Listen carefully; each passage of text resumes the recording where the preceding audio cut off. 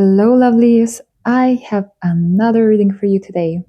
And as always, I'll just jump into it. So, what I do see is that you are just strengthening more your ability to discern around things. And I do feel that a crucial part here is that you learn how to rest, or you're maybe still learning. It might be contradictory for you when it comes to resting or being passive in a way where you're not doing things, where you're not actively revolved or focused on the thing that you're trying to do, that you are integrating the understanding of this part in the whole process in whatever you're doing. This can be job, project, it can be whatever. And you do see how important is rest. And it's not just physical rest, it's also giving yourself a break in a way where you are not thinking about the thing and you are doing something else. We're not mentally thinking about the thing, even if you're physically doing something else. And it's also talking about taking little breaks between things. It might seem that you resonate with being super or hyper focused on a thing. You really get wrapped around in the thing when you're doing it, and it's a beautiful thing. But it can be a little bit tricky if you forget about your bodily needs and so on, and then you feel kind of a burnt out at the end of the project or whatever you're doing. But it's something that you recognize, and it's something that you are integrating. It seems that your mind might have been really restful. It felt like you were carrying a lot of burden around the responsibilities that you are carrying in your life, and just seeking for a better way how to go around the responsibilities. And spirituality here plays a big role here, understanding how things work, how our brain works, how our brain are designed, or for what they are designed.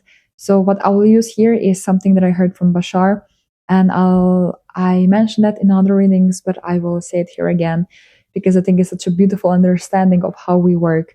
So he talks about our higher selves, our brain and our physical mind, and how they work. So he talks about our higher self conceives the idea, so like creates the idea.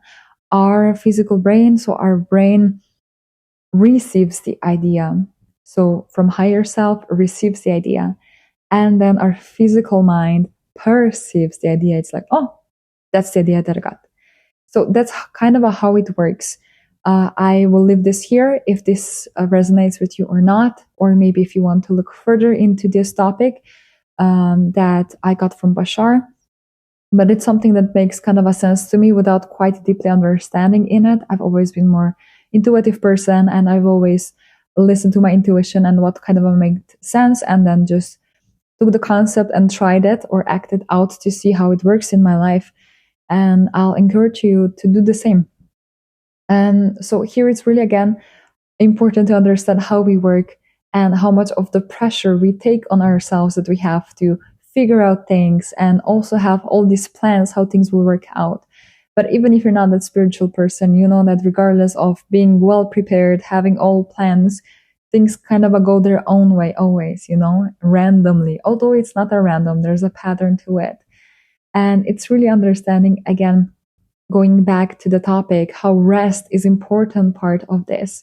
When you are allowing yourself to rest when you need to, because when you are doing something that your body needs, that you know you need, the ideas and how you go around things change as well. It's not that rare that sometimes when you let go of the things and you go out, maybe you have a lovely conversation with a friend or go for a walk, whatever it is that you do, and all of a sudden maybe you connect the dots. Or maybe the example where you've been stressful and you did a mistake, and at that moment you didn't realize it was a mistake, but then when you stepped away from this situation and you went around your day, you're like, I have no clue how I made this, like in this state, like I don't have the answer why I made this mistake. It's really illogical right now for me if I'm thinking about it. But the point is, it's the state of mind. We all know that when you're under stress, it's really hard, or not even impossible, to be creative, or more like you get completely different ideas and completely different perspective of the things if you're living in a constant stress. Now, this doesn't mean that you can have just one very big stressful situation. It's really maybe you be having PTSD, or just living your life in a way where you are more pro stress, let's say, in general. And, or maybe being around the situations that, are good for you, but still kind of causing you stress, and you're losing your words, or your perspective is a bit different. And, then you're taking it by yourself and you're like, oh my God, why did I say this? And so on. So again, it's not about the judgment. It's again, of course, allowing yourself to have the conversation that you have with yourself. But then again, just refocusing, being present again. I'm repeating myself, I know, but it's just the key. Being present with what is going on, meaning going out of this gossipy talk or conversation with yourself, and more stepping in the role of observing yourself. Okay, this is going on, that's how it's going on, because you're stepping away a little bit from this emotional part where you're just reacting and feeling shame towards what you feel. It's a really important step, just like any other, to allow yourself to feel, but then it's also time to step back a little bit and just see what was going on, and having a more clear picture what is going on in order to step more towards what it is that you prefer. So these are all steps. All of them are divine. All of them have their own place. And I do feel that when it comes to judgment, again, it's if you're judging yourself about judging yourself, it's, I feel like, not, and then judging yourself about judging yourself and so on. Again, it's okay. It's just recognizing this and stepping away from this, because when you really focus on what it is that you prefer, and when you focus on, I want to have a better relationship with myself, this will become more and more important, and then you will just naturally more and more act like this. So you're very much right now accepting the seasons, accepting the changes, and refining your decision making when it comes to different changes. And I feel you're really reconnecting or connecting, or in a place right now where you feel a little bit tired, and also at the same time allowing yourself the rest. Maybe you have a lot of ideas, a lot of things that you'd like to do, and you just feel like you want to rest. So if that's if that's something that you feel you really want to do, it's your, I want to say passion, but like it's the one thing that you really want to do in a moment right now. It's, you're passionate about other things as well, but you really feel you need to rest. That is your answer. And I feel like when it comes to this, being having rest also in your mind will help you with better decisions. And I do feel you going through changes, realizing this, feeling rest that will, it's very normal to, when you rest, that you'll make better decisions in your life. But it's not talking about just physical resting your body. It's really maybe taking things more slow, and allowing for ideas to flow, to being more in the flow. That's what you're stepping towards too. Just understanding that it's okay to take time, and that sometimes all you need is just to have time to be in silence and to rest. And I do feel this is going to be a crucial part on your journey. The next thing that I see is also connected with people you want to surround yourself with. It's really a topic around being, maybe like changing certain people, or feeling like you want to expand your circle or align more with people who are passionate about the same things as you are, and who will support you on this journey. And also understanding the attractions that you have when it comes to people, that just, I feel like you're a person who, again, is really intuitive and just feels that there's something when it comes to a certain person. But again, just because you feel something, and it might be, a person of your romantic interest, I would say, is also understanding that just because you feel attraction, it doesn't mean that there's something to it. Just allowing the relationship to show you what it is for. Because we don't know.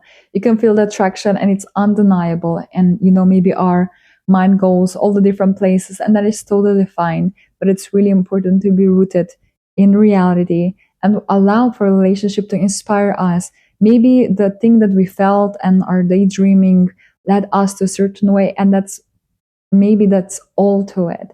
It doesn't mean that the desires that you have are not valid, that you should not supposed to feel what you feel. But again, it's really about for relationship to show you what it's there for, without forcing, without the projecting, without putting some limited societal structure or form to it. It's really just feeling what it is that you feel and allowing for things to naturally evolve. Because again, there's a flow of life, that's there's some kind of a system that is working by itself. It's the resistance that we push to it, maybe some force, maybe forms, or maybe some limited tendencies, maybe our rigid thinking and so on, that kind of thinks us that that's all that there is to this connection.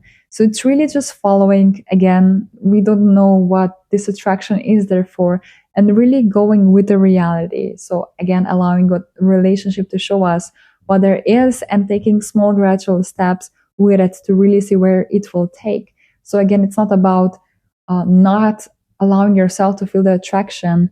It's really just being present and having space to show you what it's there for. And again, this can be daydreaming for you, maybe even about this person and so on. But then again, it's really important not to be in this loop, mental loop, if the reality is not aligned with this, but just take and squeeze the most juice out of it that is there, and also allowing it to live if things are not moving, if you feel that things are not moving.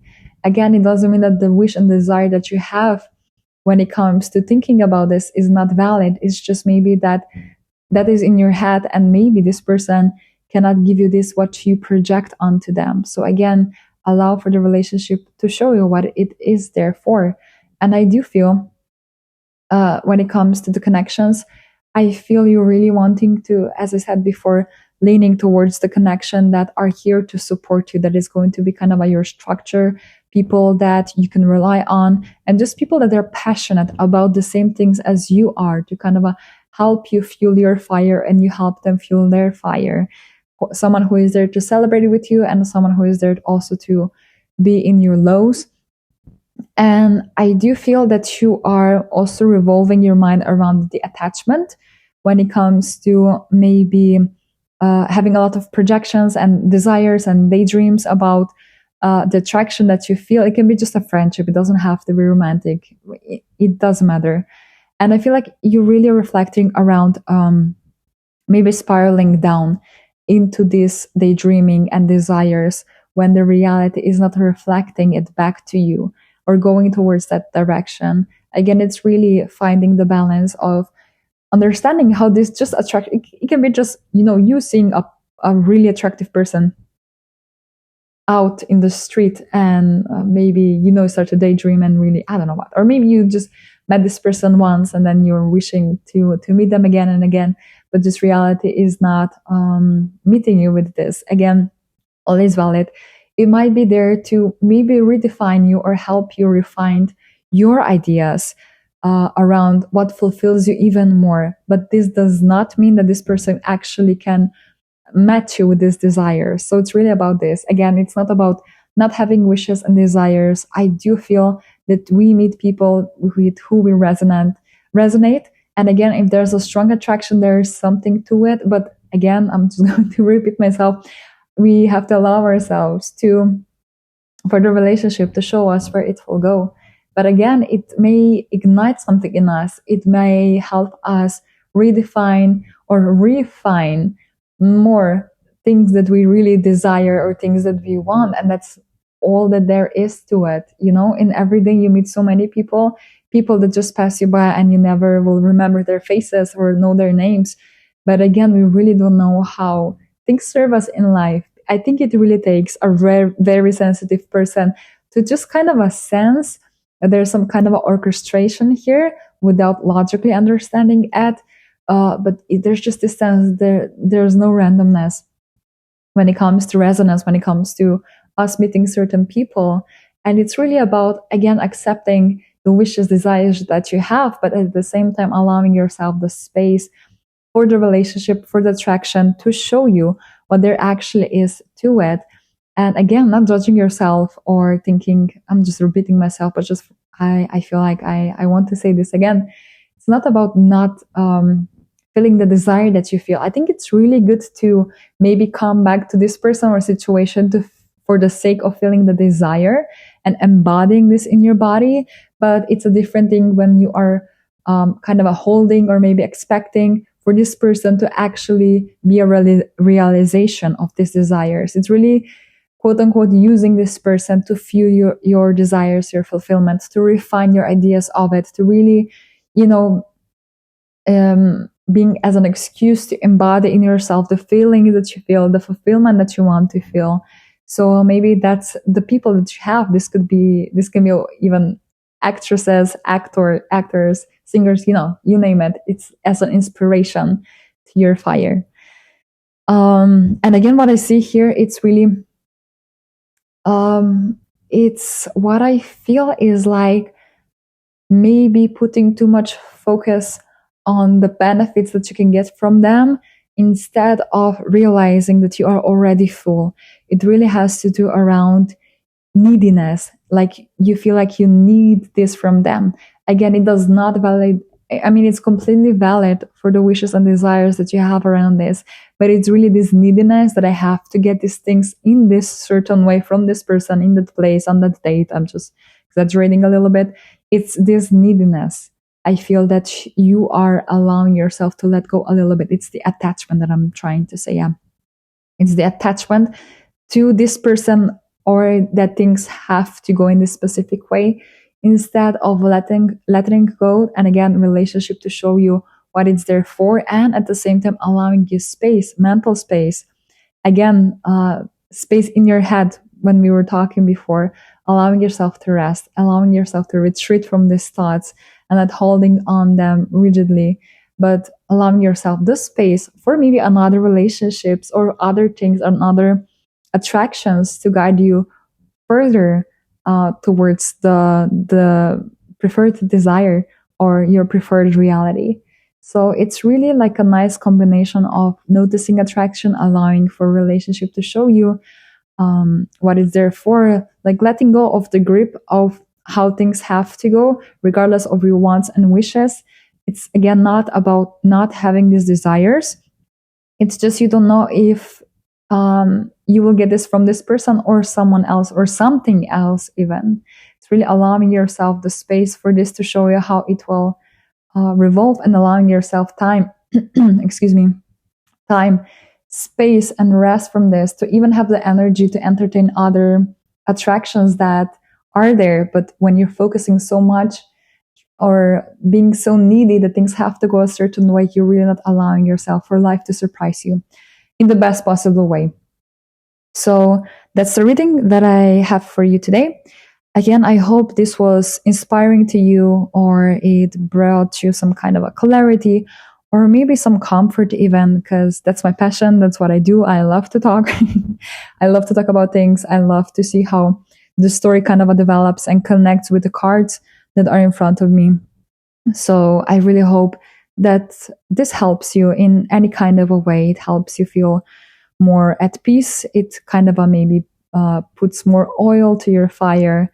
So yeah, I will leave you here, and I will see you with the next reading.